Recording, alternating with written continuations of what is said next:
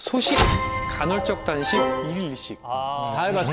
수은 씨 다 해봤죠? 다 해봤어요. 그럼 지민 씨도 해보지 않았습니까? 저는 그냥 다 소식해요. 아, 그래서 끼니를 많이 군살이었구나. 아니 근데 회식 때 또 술을 드시잖아요. 술을 좋아하죠. 근데 건너편에 박나래 씨, 허한나 씨 뭐 이렇게 앉아 있잖아요. 걔네는 제가 남긴 거 다 쪼먹었고. 아, 그렇게 됐군요. 작은 거인이 됐군요.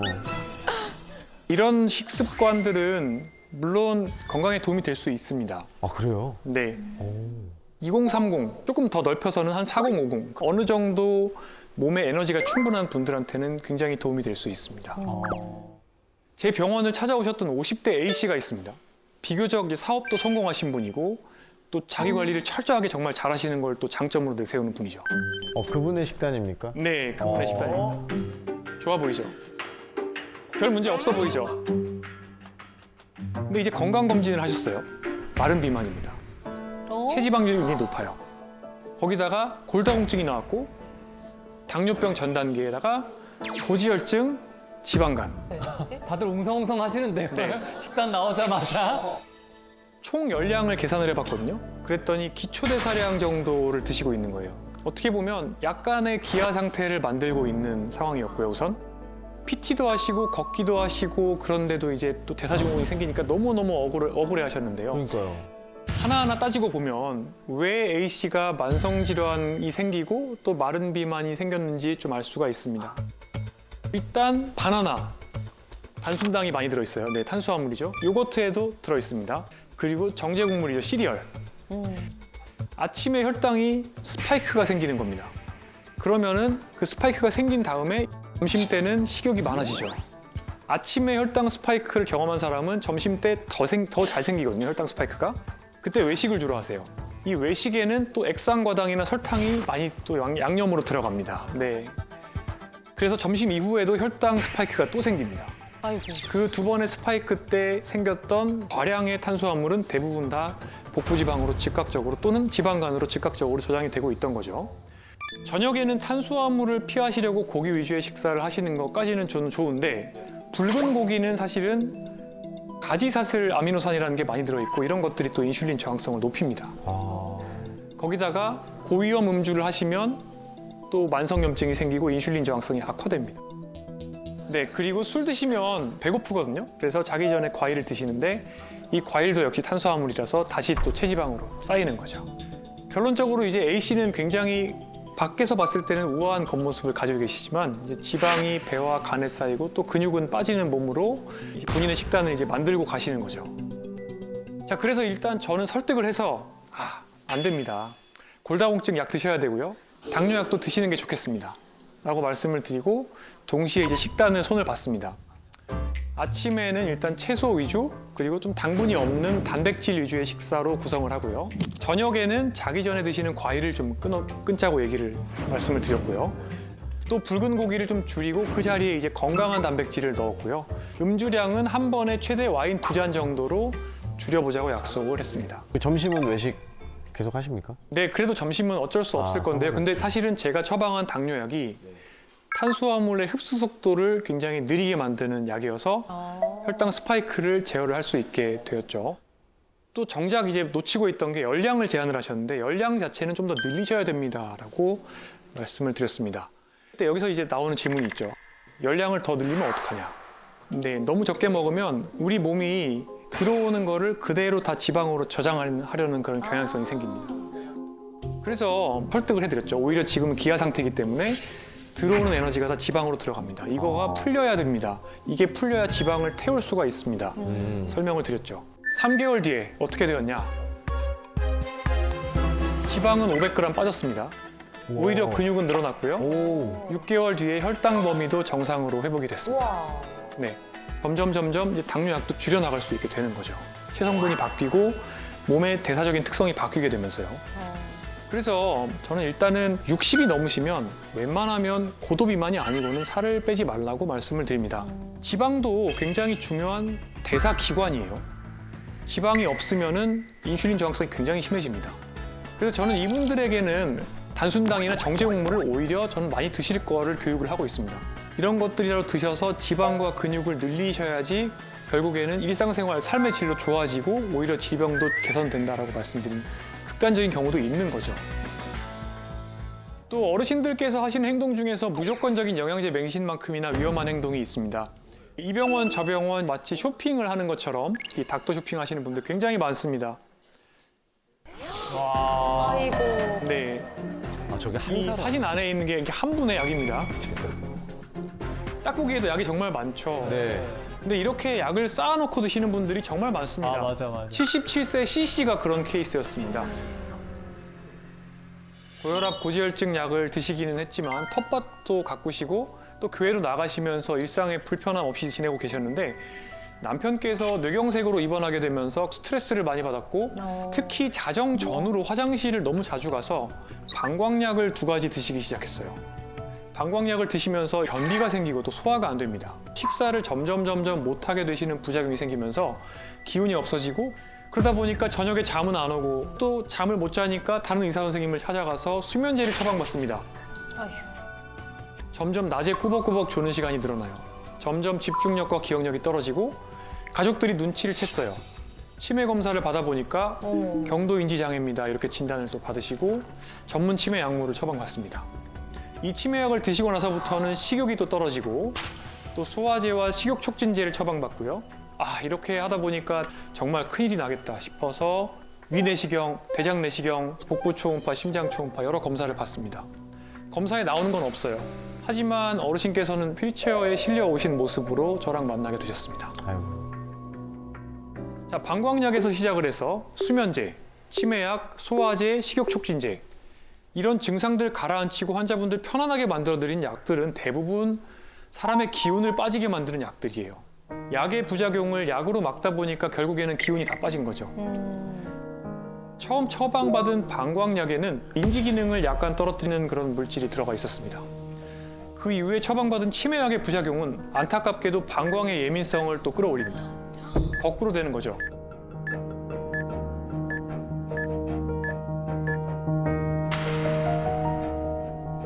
이렇게 상쇄되는 작용을 하는 약을 제거하고 부작용이 발생하는 약을 제거해주는 약물 정리 과정을 거쳤고요. 2주 뒤에 다시 C씨와 그 가족들을 만났을 때는요. 다행히도 수면과 식사, 배변이 좋아졌고요. 또 한 달 뒤에 인지 기능을 다시 평가해 보니까 다행히도 정상 범위까지 인지 기능이 회복되는 결과를 봤습니다. 와. 이렇게 C씨처럼 운이 좋으신 경우도 있지만 굉장히 답답한 경우에는 제가 이제 휠체어 타고 오신 분들도 약 정리를 열심히 해서 다시 걸어 다니시게 만들어 드렸는데 다시 여기가 저리다, 여기가 쑤시다, 어지럽다 하시면서 이 의사 선생님 가시고 저 의사 선생님 가시고 이게 결국에는 점점 약이 늘게 되는 거고요. 그런데 이제 약을 먹고 차 가라앉는 상태가 되니까 또 증상이 괜찮아졌다고 생각을 하는데 사실 이거는 증상이 괜찮아진 게 아니에요. 너무 많은 약을 한꺼번에 드셨기 때문에 사실은 마취된 거랑 비슷한 거죠. 점점 일상생활이 어려워지고 근육이 빠지고 몸져 눕게 되는 지름길이에요. 자, 그래서 제가 어르신분들께 말씀을 드리고 싶은 거는 뭐냐면 어느 정도는 이 증상을 견디시고 또 받아들이실 필요가 있고 이렇게 살면서 우리가 경험하는 모든 증상들을 약으로 깨끗이 다 없앨 수는 없거든요. 무조건 이 증상에는 이 약, 이렇게 증상을 누르려고 하지 말고 기본적인 생활 습관 개선을 먼저 고려해 보는 걸 추천드리고 싶어요. 예를 들어서 야간요, 밤에 소변 자주 보러 가시는 분들 브릿지 운동 같은 것들 열심히 하시고 케겔 운동 하시고 이런 것들 하시다 보면 좋아지는 경우가 많이 있거든요. 그런데 약만 들다 보면 그 약의 부작용이 약을 또 부르고 이렇게 되는 거죠. 그 다음은 마음 건강, 멘테이션입니다. 특히 저는 마음 챙김을 여기서 굉장히 중시하는데요. 마음 챙김을 이해하려면 반대된 상태를 보시면 됩니다. 마음 놓침 상태죠. 정말 목적 없이 스마트폰을 스크롤하거나 쇼폼을 계속 보면서 자극을 탐닉하는 상태에 가깝죠. 이것은 마음 챙김에서 가장 멀어져 있는 마음 놓침 상태라고 볼 수 있습니다. 마음 놓침 상태가 계속되면 이것에 걸리기 쉬워집니다. 바로 치매입니다.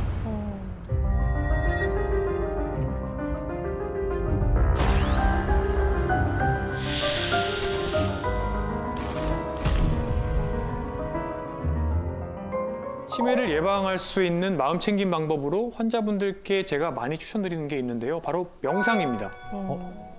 근데 쌤 예전에 화투 네, 하도 많이 주죠. 치면은 좀 도움 된다고 하긴 맞습니까? 맞습니다.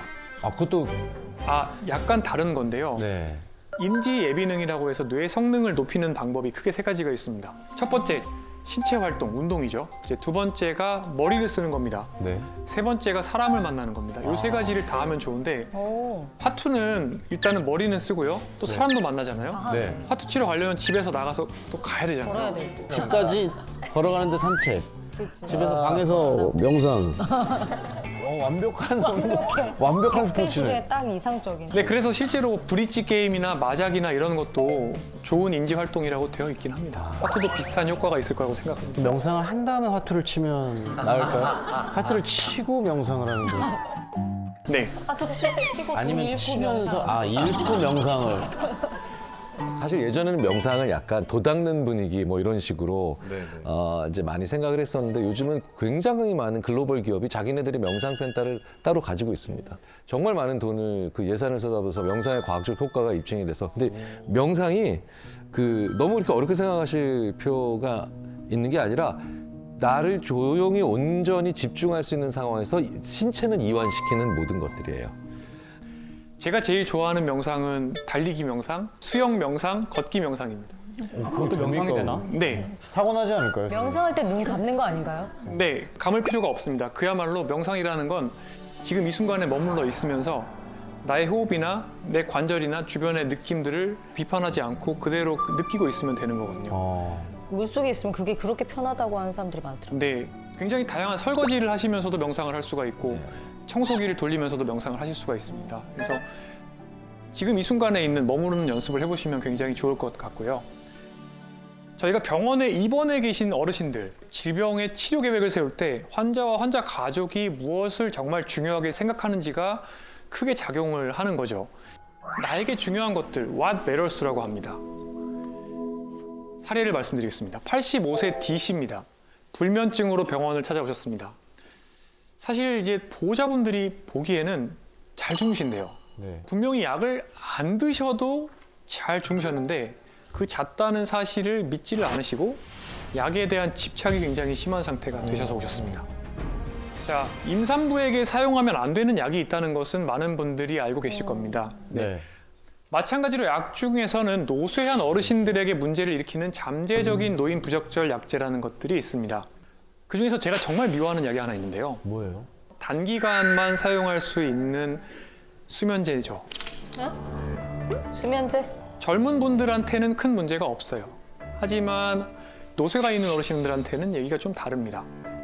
다른 약은 먹어도 효과가 없었는데 지금 말씀드린 이 약을 드시고서는 그 효과를 잘 봤다면서 이 약의 처방을 너무 고집하셨습니다. 결국에는 이제 낮에 횡설수설하는 모습을 또 보이시기도 하고요. 또 며느리가 본인에게 욕설을 한다고 의심하시면서 병원을 찾아오시죠. 이럴 때 저는 이제 어떤 말씀을 드리냐. 이거 치매에 걸리시는 약입니다. 장기 복용을 하시면 안 됩니다라고 말씀을 드려도 이 약에 대한 집착이 너무 심하니까 결국에 그냥 나머지 부작용들은 감안하시고 드시라고 할 수밖에 없는 건데요. 당장은 불편하지만 장기적으로 훨씬 더 나한테 도움이 되는 방향이 있고요. 반대로 지금 당장은 조금 편하지만 장기적으로 훨씬 고통스러운 방법이 있습니다. 그중에서 후자를 선택하게 된 경우였죠. 제 입장에서는 굉장히 스트레스가 많이 쌓이는 경우입니다. 그래서 결국에 이 젊었을 때도요, 또 시간을 내서 나에게 중요한 것에 대해서 생각을 많이 해보는 것은 삶의 우선순위 등을 전체적으로 계획해 볼 수 있는 기회라고 할 수 있습니다. 자, 의학기술의 발달로 인간의 수명이 점점 늘고 있는데 한국보험개발원의 최근 발표에 따르면 2021년 기준 대한민국의 기대 수명은 남자는 86.3세, 여자는 90.7세입니다. 높죠? 올라가. 하지만 수명이 늘어난 게 마냥 좋은 것만은 아니죠. 가속 노화로 인해서 숫자 나이보다 신체 나이가 더 나이 든 사람은 기대 수명이 늘어나면 늘어날수록 생로, 병, 노쇠, 돌봄 요구의 인생을 살게 됩니다. 노년에는 침상에 누워서 오랜 시간을 보내다가 사망하시는 인생을 사실 가능성이 높죠. 그러다 보니까 기대 수명이 얼마인지보다 내가 그 수명 속에서 건강하게 몇 살까지 살 수 있는지, 그러니까 건강 수명이 훨씬 중요합니다. 맞습니다.